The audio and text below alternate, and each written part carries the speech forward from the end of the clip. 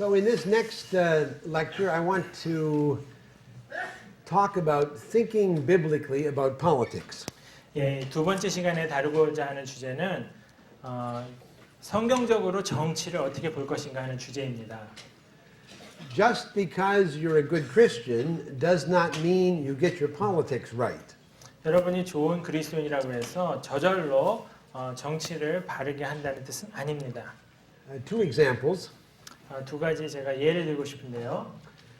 Jesse Helms was a famous American senator, and he was one of the leaders in the pro-life movement working against abortion. 제시 헬მს라는 미국의 이제 한 정치인인 상원의원이 있는데요. 그분은 크리스찬이고 그 프로-라이프 즉 생명윤리 이제 하는 분인데 그게 어떤 일을 하냐면은 낙태 반대 운동을 하는 단체의 그 지도자로 계셨습니다. But he came from the state of North Carolina, which grew more tobacco than any other state in the United States. 그분은 이제 그 노스캐롤라이나 주 출신인데요. 그분의 그 주가 미국의 어떤 주보다도 더 많이 담배를 생산하는 주입니다. So he always supported government subsidies for the tobacco growers. 이 담배 재배 농가를 위한 그 정부 보조금 같은 거에 대해서 상당히 관심이 많은 분이죠. And he even encouraged the United States to subsidize tobacco and send it to poor countries under our Food for Peace program. Food for Peace. 또 이분이 뭘 이렇게 후원을 했냐 하면은 평화를 위한 식량 프로그램이라는 미국의 프로그램인데 그것을 어떻게 하려고 했냐면 그 미국 정부의 담배 재배 보조금을 많이 타내가지고 노스캐롤라이나 농가들이 담배를 재배해서 가난한 나라에 수출하는 일을 하게 했습니다. I don't think that was exactly a pro-life measure. 그게 이 생명윤리와 관계된 일일까요? A different example from Nicaragua. 다른 이제 사례로 니카라구아 이야기를 드리겠습니다. Miguel de Soto was a Christian who served in the government of the Sandinistas in the 1980s. 예, 산디니스타라는 이제 그 단체에 속했던 1980년대에 일했던 한 사람이 있습니다. 미겔 디소토. He was actually a Catholic priest. 미겔 디소토라는 사실은 그분이 이제 카톨릭 그 사제이신데요. 그 정부에서 일했던 분이 있습니다. 니카라구아에. And I met him several times. I have no doubt but that he was a genuine Christian. 그분을 여러 차례 만났지만 그분의 신앙이 순수하다는 것은 제가 의심해 본 적이 없습니다. But the Sandinistas, as you know, were quite strongly Marxist. 근데 이제 산디니스타라는 게 굉장히 그 좌파적인 마르시즘 그 단체거든요. And Miguel de Soto went to Moscow about 1987. 1987년경에 그 미겔 디소토라는 그분이 모스크바를 방문했었습니다. Just 2 or 3 years before Marxism collapsed in the Soviet Union. 그 소련이 이제 그 붕괴되기 한 2, 3년쯤 전의 일이었습니다. And he was given the Lenin Peace Prize. He was given the Lenin Peace Prize. 그곳에서 이제 레닌 그 평화상이라는 것을 거기서 수상을 하게 됐습니다. And he made a speech in which he said that the Marxist Soviet Union was the great hope for the future of the world. 그곳에서 그분이 어떤 연설을 했냐면 마르시즘은 이 세상의 미래를 향한 위대한 소망이라고 연설을 했습니다. Both Jesse Helms and Miguel de Soto were Christians, but that didn't guarantee that they got their politics right. 제시 헬მს나 이 미겔 디소토라는 분이 다 크리스찬이었지만 그분들의 갖고 있는 정치적인 노선들은 옳다고 할 수 없겠죠. We stand at an important moment in terms of Christian political engagement all around the world. 예, 그래서 오늘 이 시간에는 여러분과 함께 전 세계 속에서 일어나고 있는 이 정치 참여의 문제를 좀 다뤄보기를 원합니다. Catholics and mainline Protestants have been engaged politically for many decades. 가톨릭 신자들이라든지 혹은 복음주의자들이 수십 년 동안 계속해서 정치에 참여해 왔습니다. More recently, evangelicals have flooded into politics in the U.S., Latin America, Africa, in many places. Even in Korea. Even Korea, yes. 한국을 비롯해서 뭐 미국, 남미, 아프리카 전 세계에서 최근 들어서 나타난 동향 중에 하나가 복음주의자들의 정치 참여가 급속도로 이제 증가하고 있다는 것입니다. But a great deal of evangelical political engagement has been a disaster. 그런데 실제로 이 복음주의자들의 정치 참여가 결과적으로는 이 재앙과 같은 그런 일들이 많았습니다. We've been confused and contradictory and often superficial. 우리가 지금까지 해왔던 일들을 보면은 그뭐 혼미하기도 하고 제대로 분별력도 없었고, 그다음 피상적이기도 했고, 그다음에 모순되는 일도 많이 했습니다. One example is Jesse Helms, who is pro-life on abortion, but then forgets the fact that smoking also kills human beings. 예를 들면 제시 햄스 같은 사람이죠. 뭐 생명윤리 강조하면서 낙태하는 반도에서 생명을 지킨다고 하면서도 이 담배 피워갖고 생명이 파괴된다는 것에 대해서는 망각하고 있는 것입니다. And some pro-life people have acted as if being pro-life means that you're concerned with the sanctity of human life from conception up to birth. 사실 이 프로라이프라는 것은 이 수정되는 착상되는 이 순간부터 생명이 시작되고 탄생하는 순간까지 그것은 아주 고귀한 인간이라고 믿는 그런 신념이거든요. And then they forget the fact that starvation and malnutrition also kill millions of people. 그런데 그 사람들이 망각하고 있는 게 뭐냐면 기아라든지 영양실조가 수백만의 사람들의 생명을 앗아간다는 사실은 모르고 있는 것입니다. And too often we Christians simply borrow uncritically ideas from the secular world. 우리는 너무 자주 이 세속 사회의 개념들을 그냥 무비판적으로 받아들이는 수가 있습니다. Conservatives buy secular ideas from the conservative world and liberals buy secular ideas from the liberal world. 보수주의자들은 보수 세계로부터 이 세속적인 아이디어를 얻고 자유주의자들은 자유주의 세계로부터 이 세속적 아이디어들을 얻습니다. I'm sure you know about the religious right in the U.S. 여러분 그 미국의 그 종교적인 권리에 대해서 아시는가 모르겠습니다. The Christian Coalition has been one of the most important organizations in the religious right in the U.S. 종교적 우파 말씀하는 건데요. 예를 들면 크리스천 코얼리션이라는 단체가 있는데 아주 대표적인 미국의 그 우파 단체입니다. And Ralph Reed was one of the most important leaders. 래프 리라는 분이 그곳의 이제 중요한 지도자 중에 한 분인데요. And he wrote a book about politics. 그분이 이제 정치에 대한 책을 쓰셨습니다. And he confessed that earlier in life he was not a Christian and he was politically engaged, but then a little later he became a committed evangelical Christian.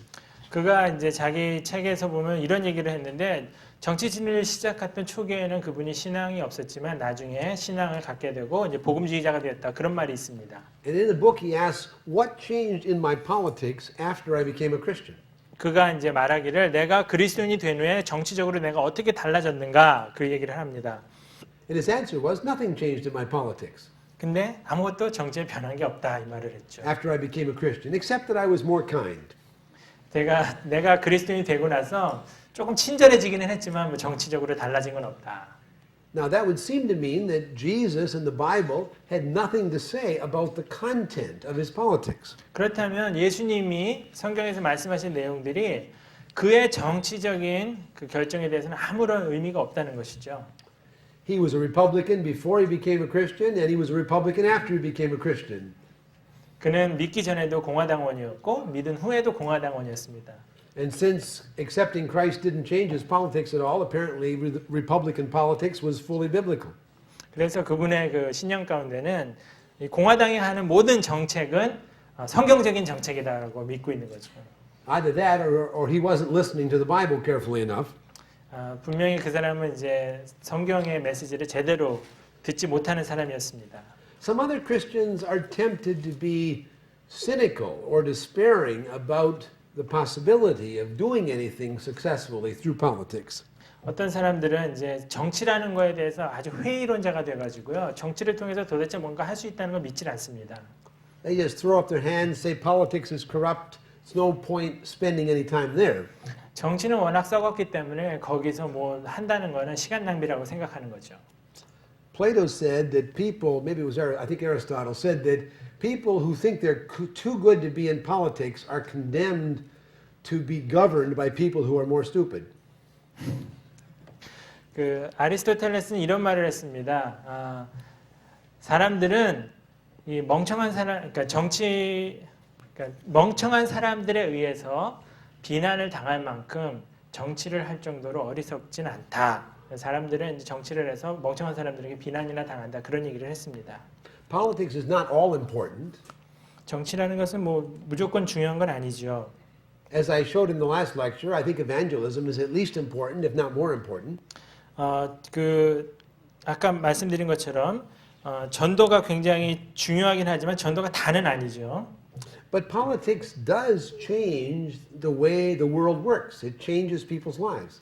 그렇지만 이제 정치는 이 세상 사람들의 살아가도록 하는 그 어떤 방식을 변화시키는 그런 힘이 있습니다. It was through politics that we ended the terrible evil of slavery in our world. 예를 들면 정치를 통해서 이 미국 땅에 있었던 아주 끔찍한 노예 제도를 없애는 일도 가능했죠. It was through politics that democracy slowly emerged in the 18th and 19th centuries. 18, 19세기에 민주주의가 서서히 부상하도록 도운 것도 사실 정치입니다. And through politics that democracy grew strong here in Korea. 여러분의 이 한국이란 나라도 정치를 통해서 그 민주주의가 성장해 왔습니다. It's through politics that we decide what the laws will be on marriage, on abortion, on any number of things. 결혼이라든지 낙태라든지 뭐 기타 주제에 관해서 정치는 어떤 제도를 변화시키는 능력을 가진 것입니다. So politics is not all important, but it is quite important.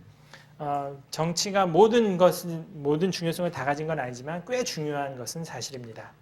So my question in this lecture is, how can we be genuinely biblical in our politics? 그렇다면 이 강의에 대해서 여러분에게 제가 던지는 질문은 우리가 어떻게 정치라는 영역에서 성경적인 관점을 가질 것인가 하는 것입니다.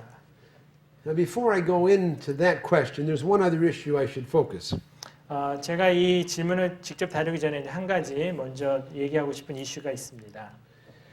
We've got a problem because we live in very pluralistic societies with people of many, many different views.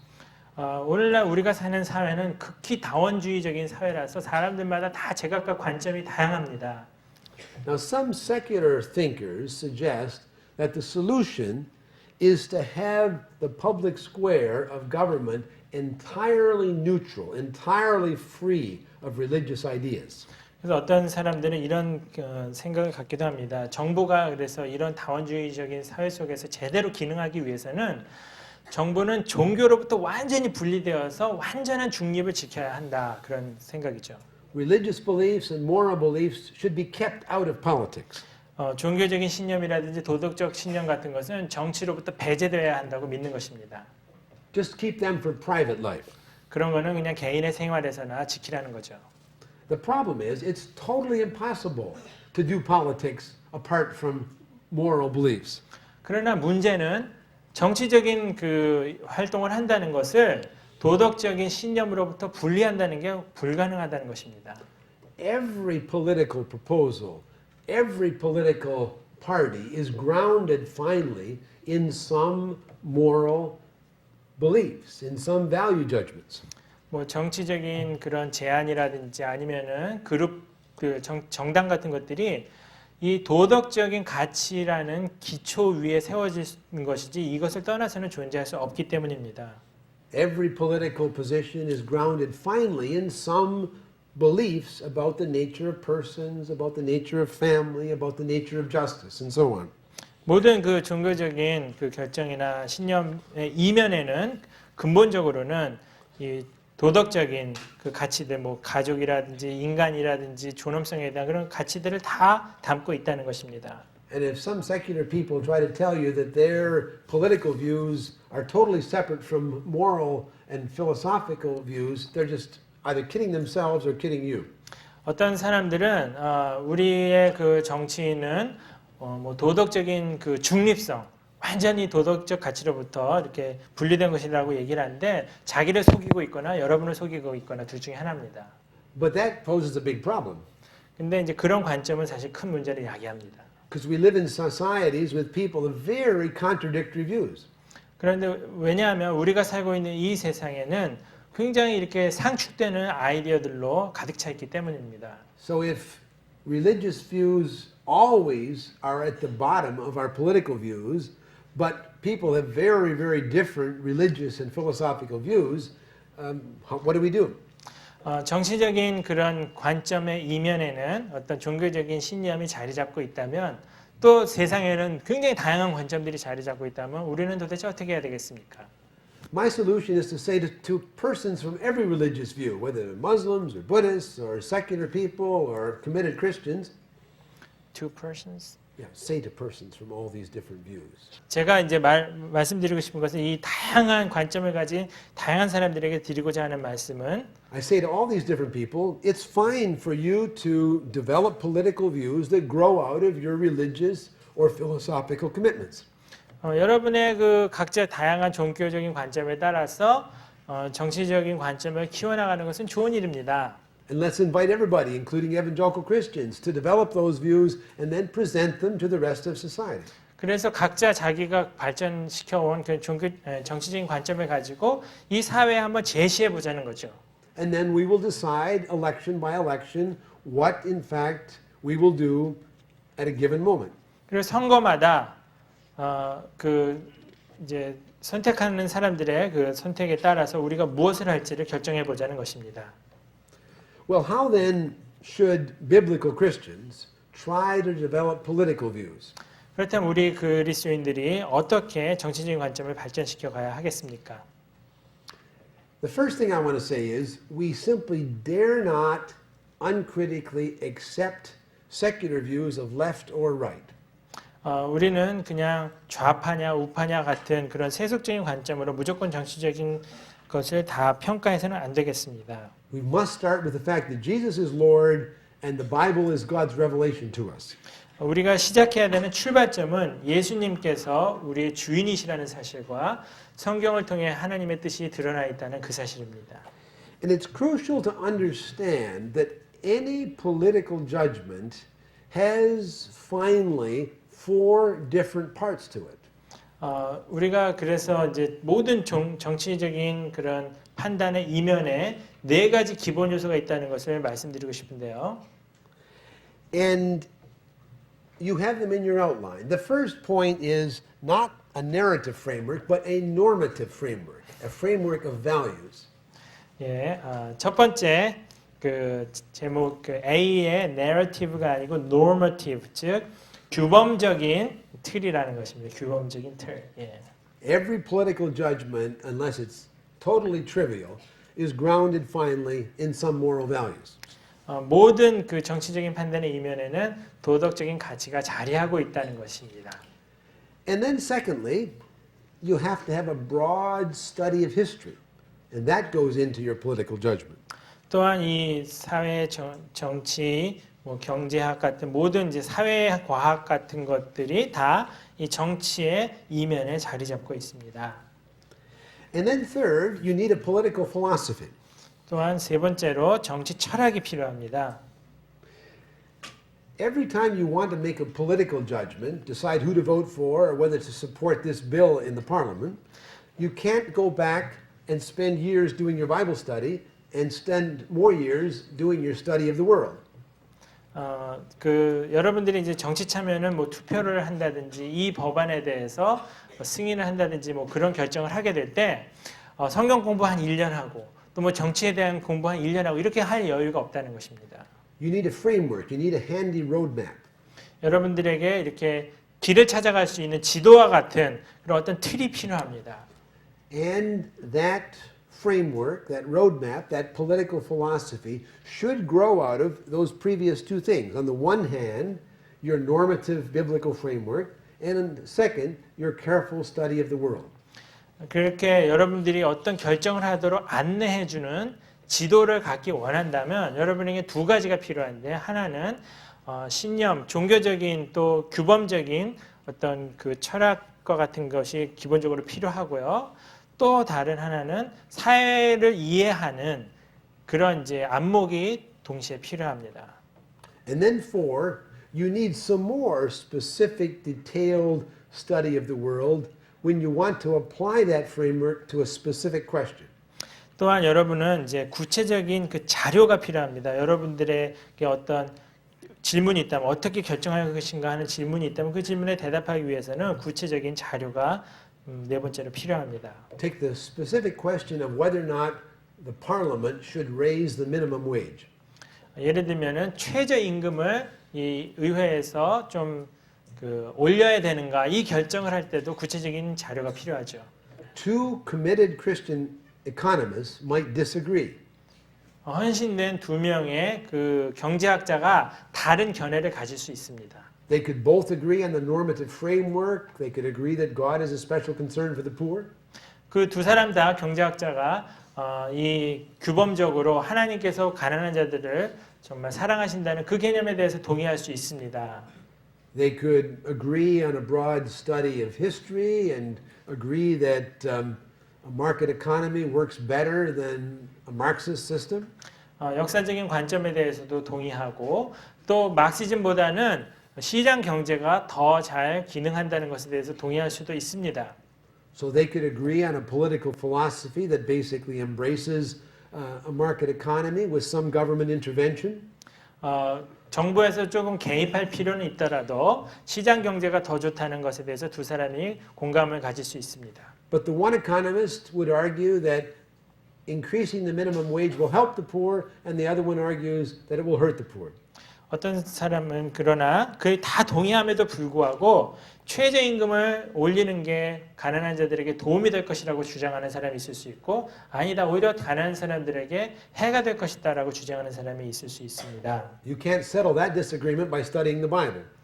그거를 성경 공부를 통해서 해결할 수 있는 문제일까요? You've got to do some more detailed, sophisticated economic study of the world. 그 문제를 해결하기 위해서는 이 세상에 대해서 경제학적으로 공부하는 관점이 꼭 필요한 것입니다. So any specific political judgment, whether to vote for this presidential candidate or that one, or to support this bill or that one, has those 4 parts to it. 그래서 여러분들이 이 대통령을 뽑은 것인가 저 대통령을 뽑은 것인가 이 법안을 지지할 것인가 저 법안을 지지할 것인가 고민하고 결정할 때 지금 말씀드린 이 4가지 요소가 이면에서 작용하고 있다는 것입니다. A normative biblical framework, a broad study of the world, a political philosophy that grows out of those 2, and then finally some more detailed study of the world. 첫 번째는 이제 규범적인 어떤 윤리적인 그런 그 바탕이 있고요. 그다음에 이 사회를 전반적으로 이해하는 그런 연구가 필요하고 이 2가지를 통해서 형성된 정치 철학이 필요하고요. 그다음에 구체적인 자료를 통해서 결정을 하게 된다는 것입니다. Just one more preliminary point before I develop this framework. 이 이제 틀을 좀 더 발전하기 위해서 사전에 한 가지만 더 말씀드리면요. I said in response to one of the questions that we ought to work with other people in society to pass specific laws. 이 특정한 법안을 통과시키기 위해서 우리는 이 사회의 다른 사람들과 함께 일할 때가 있다는 것입니다. But it's crucial that Christians interested in politics start in the Christian community. 그러나 이런 그리스도인들의 정치 참여는 일단 출발점은 그리스도인 공동체로부터 출발해야 된다는 것을 말씀드리고 싶습니다. We must start thinking and talking in the Christian community and developing what we think is the proper, specific kind of approach that Christians should support. 이 그리스도인 공동체에서 함께 논의하면서 어떤 그 정치적인 결정이나 그런 것들을 우리가 지지해야 할 것인가 서로 합의를 보는 과정이 꼭 필요합니다. And then after we've figured that out, we can work with Buddhists or Muslims or secular people or whoever who happen to agree with that specific proposal. 그렇게 우리 안에 내부적인 의견이 조정된 다음에야 비로소 다른 그 종교 집단과도 그런 법안에 대해 함께 협력할 수 있을 것입니다. If we don't start with the Christian community and the biblical framework, then we're simply going to be uncritically buying left-wing or right-wing politics from secular people. 우리가 그런 식으로 이제 입장을 정리를 하게 된다면은 이 세상에서 흔히 구별하는 좌파냐 우파냐를 가지고 우리 입장을 정해야 하는 그런 일은 없어도 될 것입니다. Now, let's try to develop these 4 points a little more. The normative, first of all, the normative biblical framework. 첫 번째로 이제 이 규범적인 틀에 대해서 성경적인 틀에 대해서 함께 살펴보기를 원합니다. There are two parts to this normative biblical framework. 이 그 규범적인 틀에는 두 가지 요소가 들어가 있습니다. The first part is the biblical story. 첫 번째는 성경의 이야기입니다. And that biblical story says that the entire created order is good and precious because it comes from the hand of a loving God.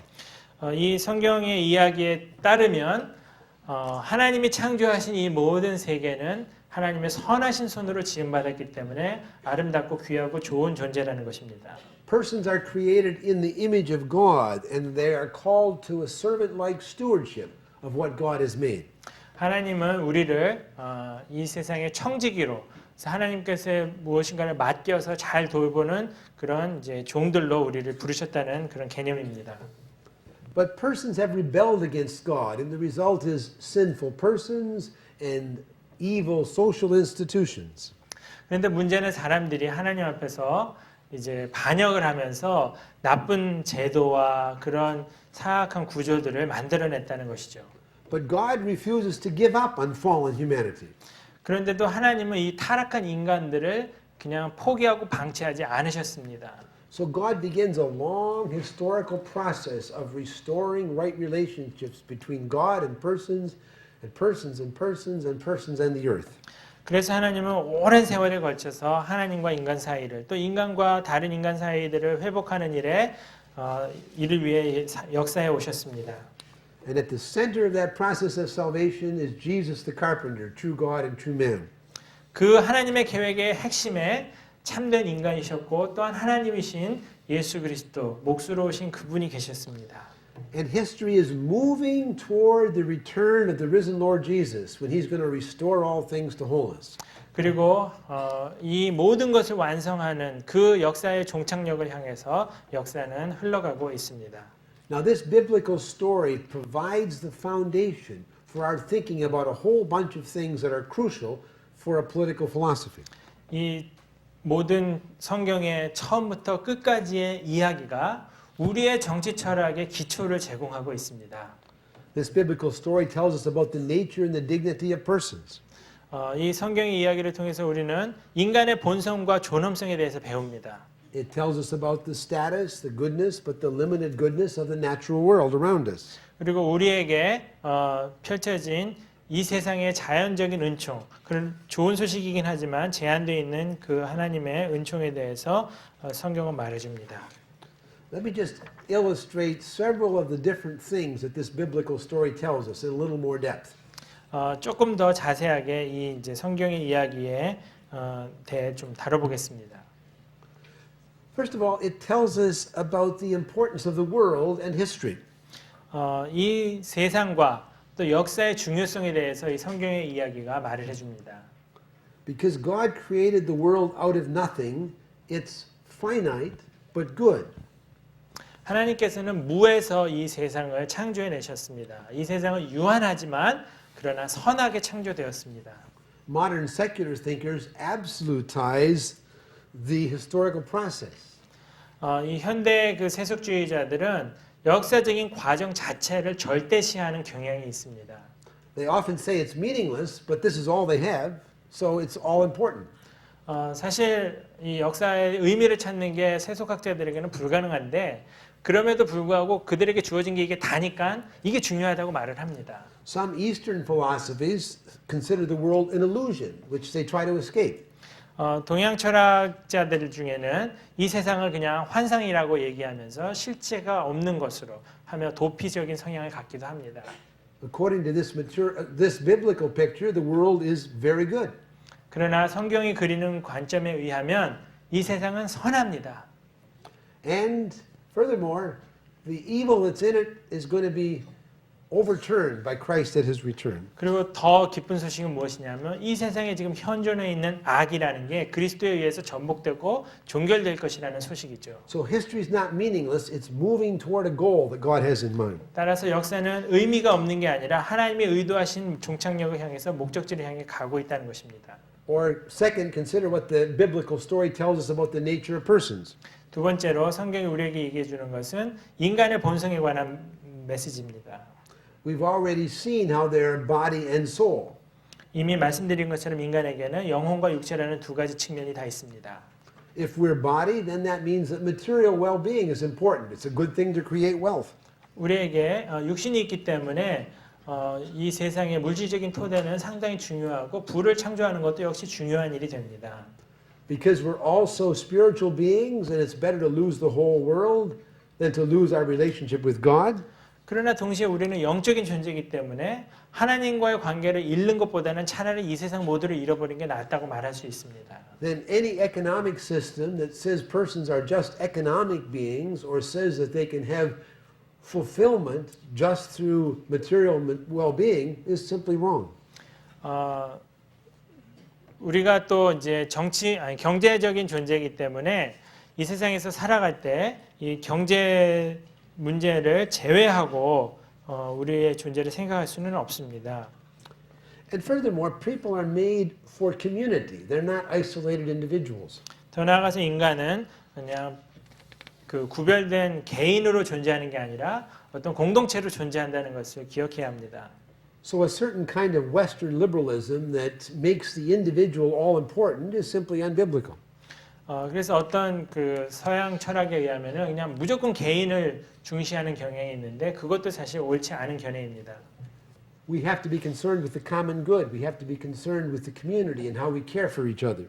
우리는 공동의 선, 또 우리가 서로를 어떻게 돌보며 함께 나아갈 것인가 하는 공동체적인 것에 대해서도 강조해야 합니다. In fact, our communal nature is grounded in the Trinity. 사실 우리의 이 공동체적인 속성이라는 것은 삼위일체의 기초에 있는 것입니다.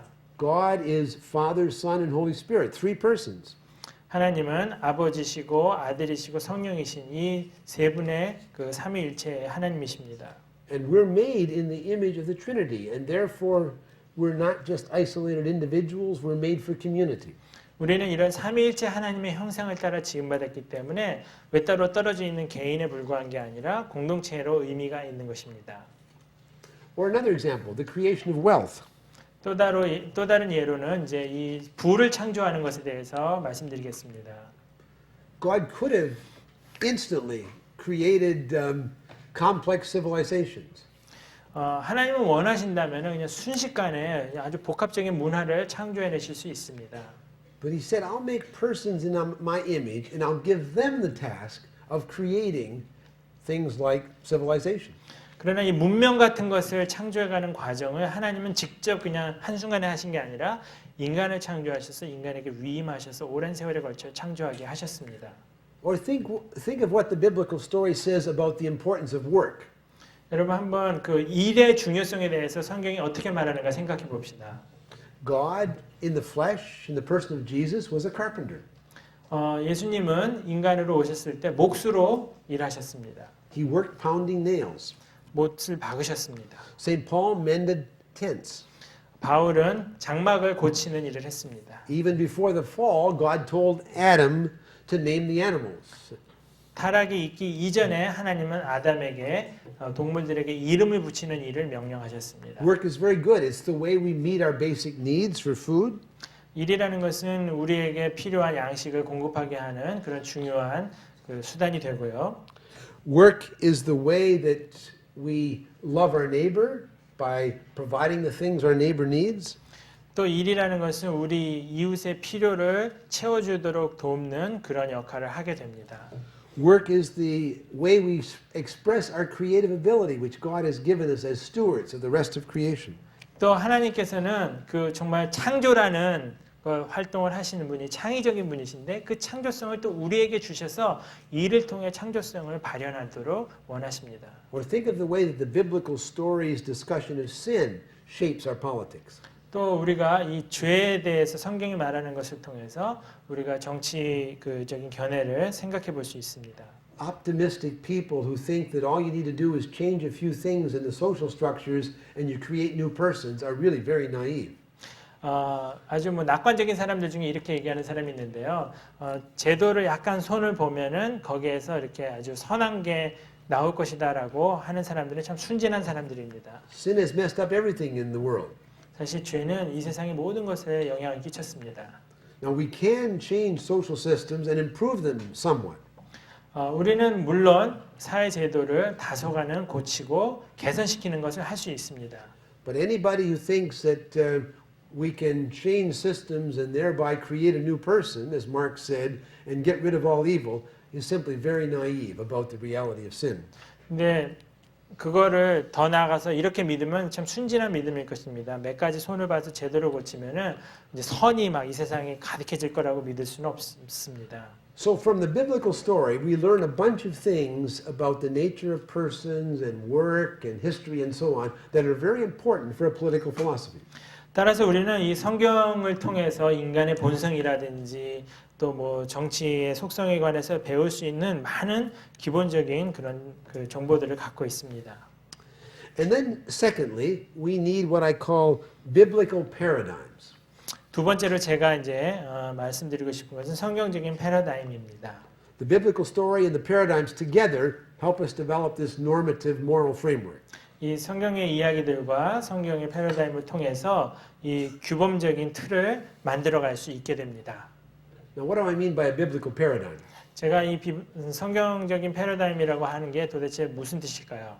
Well, we need answer to questions like what is justice? 예를 들면 이제 정의가 무엇일까 하는 그 질문이 있습니다. What is the family? 가족이 무엇인가 하는 질문이 있습니다. And so on. 이런 질문들이요. And I think the way we get that is to go back to the Bible, look at all the biblical texts that are relevant to that question, let's say economic justice, and then bring those all together after we've studied them in their historical setting. 예를 들면 이제 뭐 경제적인 정의가 무엇인가라는 질문에 대답하기 위해서 성경으로 들어가서 경제적인 정의와 상관이 있는 모든 구절들을 연구한 후에 우리가 그 답을 도출해낼 수 있을 것입니다. And then we bring that into a short summary statement of what the biblical approach is to economic justice or family or whatever. 그렇게 이제 연구를 한 끝에 나온 결과물들을 요약을 해서 간단하게 도대체 성경이 말하는 사회정의란 혹은 가정이란 혹은 뭐 다른 주제도 마찬가지인데 그게 무엇인지를 정리를 요약을 해볼 수 있을 것입니다. That's what I mean by a biblical paradigm as part of our normative framework.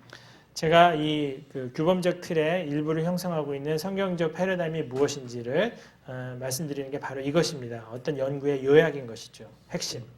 And as you develop those biblical paradigms, you would develop things like the following.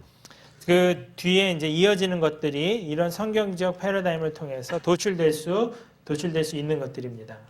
One biblical paradigm would be about the nature of persons. 예를 들면 한 가지 이제 성경적 패러다임은 인간의 그 본성에 관한 것일 수 있습니다.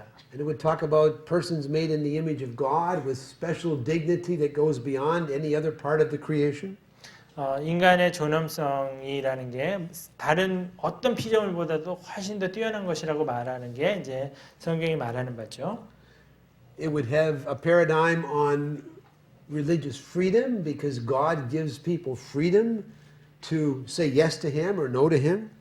또한 그 종교적인 자유에 대해서도 이 성경적인 패러다임은 여러 가지를 말을 해줄 수 있습니다.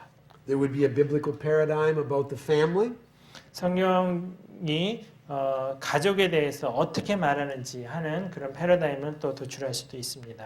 And it would understand that the family is everybody, it's persons related by blood or marriage or adoption. 어떻게 해서 가정이 형성되는가? 뭐 혈연을 통해서, 결혼을 통해서, 입양을 통해서 어떻게 가족이 형성되는가? 그런 걸 성경적인 개념으로 찾아볼 수 있을 것입니다. And the biblical paradigm on justice would talk about legal justice and economic justice. 예를 들면 또 정의를 성경적인 패러다임으로 어떻게 이해할 수 있는가? 뭐 법적인 정의, 경제적인 정의를 살펴볼 수 있을 것입니다. The Bible calls for fair courts that are not biased toward the rich or the poor. 뭐 부자를 위한 혹은 뭐 가난한 자들을 위해서 편향되지 않은 그런 공정한 법정에 대해서도 성경이 말해주는 게 있습니다. The Bible has an understanding of economic justice. It says everybody is supposed to have access to to the basic resources so they can earn their own way. 사람들이 이렇게 아주 기본적인 그 생계를 유지할 수 있도록 그 길을 열어줘야 한다는 그런 이제 성경적인 경제적인 개념도 우리가 살펴볼 수 있습니다. I'll say more about that tonight as I'll say more about the fact that the Bible says God has a special concern for the poor. 제가 오늘 밤에 하나님께서 특별히 가난한 자들을 향해서 갖고 계신 관심이 무엇인지를 자세히 살펴보고자 합니다. Well, our biblical paradigms would deal with these things and still more. 성경적인 패러다임은 이 문제들을 다루고 뭐 그 외의 것들도 다루는 이제 것입니다. And you put together the biblical story and the implications from that and the norm and the biblical paradigms, and together you develop what I call this normative conceptual framework that provides the basic values for your thinking about politics.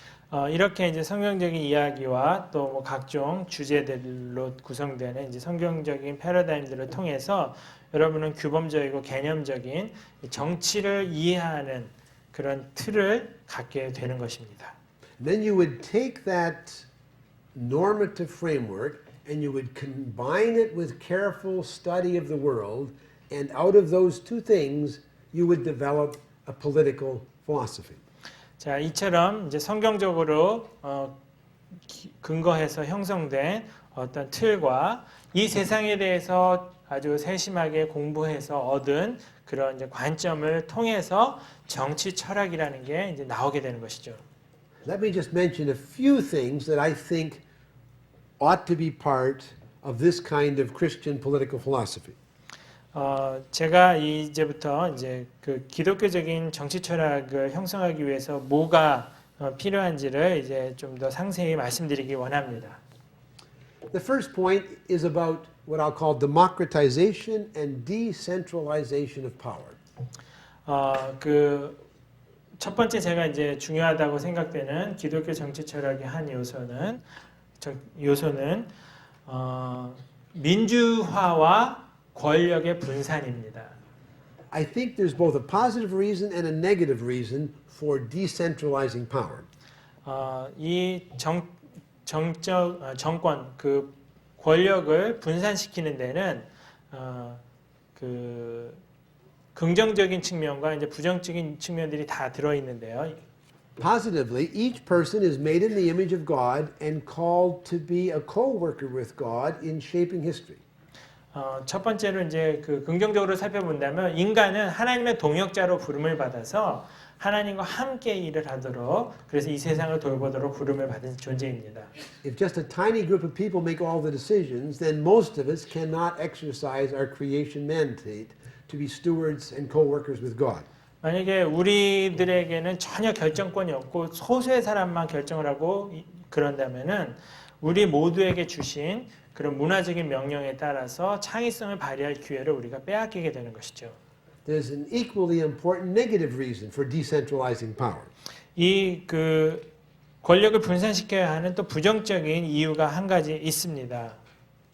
A famous British thinker, Lord Acton, said that power corrupts and absolute power corrupts absolutely. 그 액튼경이라고 영국의 사상가이신데 이분이 절대 권력은 절대 부패한다는 그런 명언을 남겼습니다. Sinful people in a fallen world will almost always use a great deal of power for their own selfish advantage. 이 인간은 죄인이기 때문에 권력이 주어지면은 그 권력을 가지고 자기 유익을 위해 사용하게 된다는 것입니다. So if we're going to have a decent society, we have to decentralize power. 우리가 이렇게 괜찮은 사회를 형성하길 원한다면 반드시 권력을 분산시켜야 합니다. Now notice the way both democracy and market economies decentralize power. 예를 들어서 이제 그 시장 경제와 민주주의가 어떻게 권력을 분산시키는가 살펴보고자 합니다. Democracy gives every person a vote. 민주주의는 모든 사람에게 투표의 기회를 주게 되죠. That's a radical decentralization of power because you don't have just a few people with all the political power. 이것이야말로 아주 급진적인 권력 분산의 한 방법입니다. 몇 사람에게만 그 결정권이 있는 게 아니라 모든 사람에게 그 결정이 나눠져 있는 거죠. And a just market economy, if it really gives everybody some property, again decentralizes economic power. 또 이 시장 경제도 마찬가지입니다. 모든 사람에게 재산이 분배되어 있다면은 그 권력이 아주 상당히 잘 분산되어 있는 것이죠. A second part of my political philosophy is the importance of civil society. 두 번째로 제가 이제 말씀드리고자 하는 정치 철학에는 시민 사회라는 개념이 들어가 있습니다. Some people think that society is simply individuals on the one hand and government on the other. 어떤 사람은 한편에는 개인이 있고 다른 한편에는 정부가 있는 것이 정치다 이렇게 생각합니다.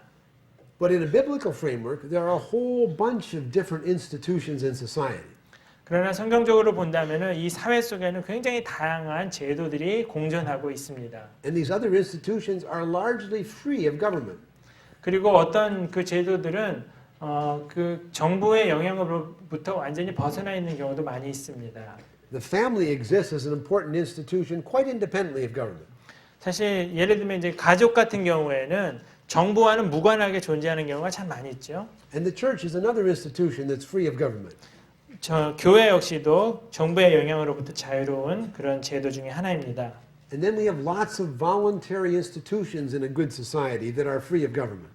또한 정부 영향에서부터 벗어나 있는 다양한 그런 이제 자발적인 조직들이 있습니다. So a free good society will have a whole bunch of institutions between the individual and government. 따라서 이 개인과 정부 사이에 좋은 사회는 다양한 그런 그 조직들이 공존하고 있게 됩니다. Or take another area of my political philosophy, namely private ownership and a market economy. 제가 이제 또 제 정치 철학에 대해서 말씀드리고 싶은 한 가지는 이제 사유재산 제도와 시장 경제입니다. I think the history of the 20th century has shown clearly that when the state owns all the property and the means of production, you get totalitarianism.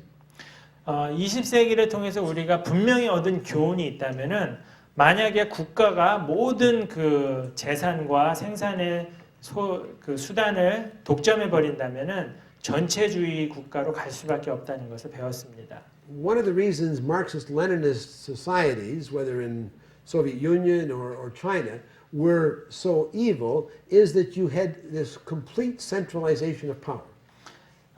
뭐 소련이 됐든 지금 중국이 됐든 마르크시스트 레닌주의에 이제 기초한 나라들은 권력의 집중 현상을 가진 그 악한 국가로 전락하게 되는 것을 봤습니다.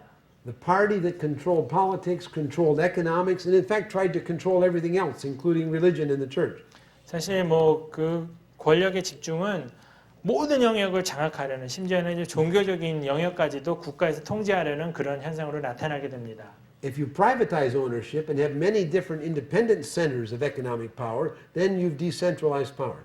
만약에 여러분들이 이렇게 사유재산 제도를 인정하고 권력을 분산시켜 놓는다면은 이런 문제들이 이제 예방될 수 있을 것입니다. Now, some conservatives make that point and then forget about it at another point. 그런데 이제 반면에 보수주의자들은 이런 문제를 계속해서 비슷한 얘기를 하면서도 또한 동시에 망각하고 있는 것처럼 보입니다. I think that huge multinational corporations are also a dangerous centralization of power. 제가 볼 때 거대한 그 다국적 기업들 역시 이 권력의 집중 현상을 잘 보여주는 그 위험 요소 중에 하나라고 생각합니다. Well, I could go on and talk about a number of other parts of my political philosophy, about human rights and the family and so on. 제가 뭐 인권이라든지 가족이라든지 등등에 관해서 제 정치 철학에 대해서 드릴 수 있는 말씀은 참 많겠지만요. But I think I'll just talk about one final area and then we can talk together. 제가 이제 한 가지만 더 말씀드리고 이제 같이 한번 대화를 나눠보도록 하고 싶습니다. And that is that I think that out of this biblical framework and a study of history, we ought to come to what I call a completely pro-life position. 이런 이제 제 정치 철학의 기초에서 저는 정말 생명 존중하는 그런 그 정치 철학이 나올 수 있다고 생각합니다. And I think that means that we should be opposed to abortion, and we should be opposed to euthanasia at the end of life. 또 이런 그 제 철학은 예를 들면 이제 뭐 낙태를 반대한다든지 안락사를 반대한다든지 이런 것들도 다 포괄하는 것입니다. But world poverty, which we could correct, also kills millions of people every year.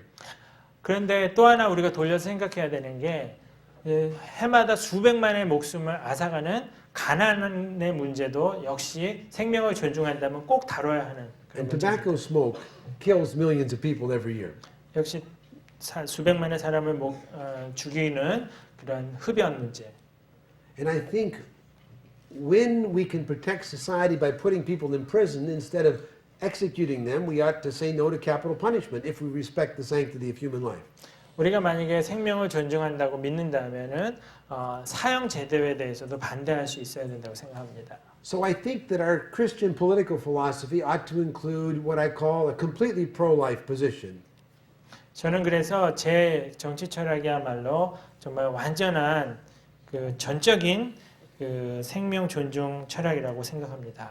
Now, what I think we need in the Christian church is the following. 제가 이제 우리 교회에 대해서 필요하다고 생각하는 것은요. I think committed Christians all around the world in different countries ought to go through a careful process.